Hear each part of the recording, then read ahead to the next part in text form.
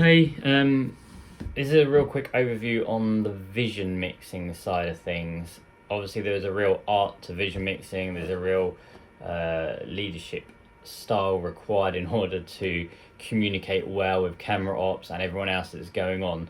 So this video is more a technical overview of physically what buttons you can push and what that then does. Basically, if everything is turned on, all the cameras are on, all the stuff in here is on, the AV computers are open and sending you stuff, then you're basically good to go. So the main things to know is obviously, you need to make sure that this computer here has been turned on and that the ATEM software is open, because that triggers all the right settings for the cameras in terms of their color gradients, irises, etc.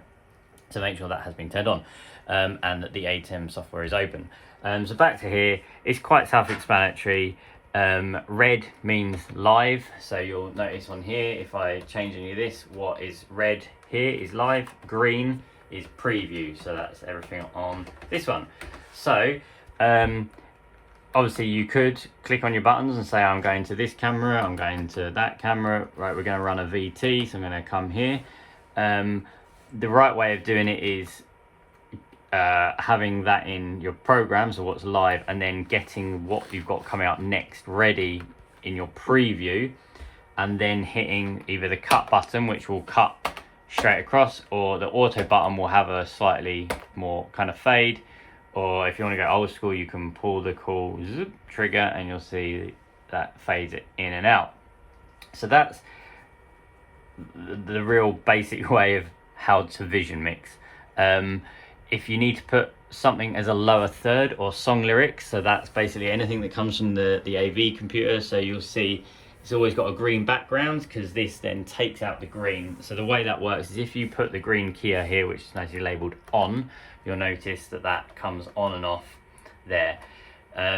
If you were to cut to that, obviously it's going to show all the green. So you never ever cut straight to that computer input. You always make sure your cameras are on and you're using the keyer. There is key 1, which will give you a preview of it on that screen there. So that's just key 1. I'd normally stick it on background and just press the on-off button for the keyer to be on-off. You can just leave it on the whole time. It's not going to do anything or affect anything. But if someone was to accidentally fire a lower third during the preach, obviously it will come up. So just be aware, that's the sort of stuff that happens. There are loads of other things you can do on this with having like pictures in pictures.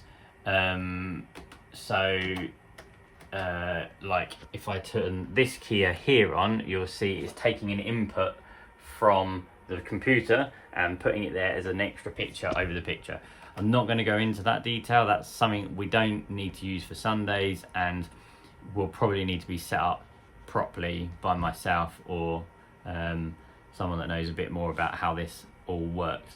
But yeah, so that's just a basic overview. So if you needed to come in and get something working on screen, etc., that's basically how you do it. Just make sure everything's on, all the computers on, all the sound stuff is on, and put whatever input up that you want to be live. Again, you've got comms to talk to your camera ops, so and you can talk to the AV person and the production manager. That is a real basic brief overview of the vision mixing role. It is a lot more complicated than what I've probably just made it sound.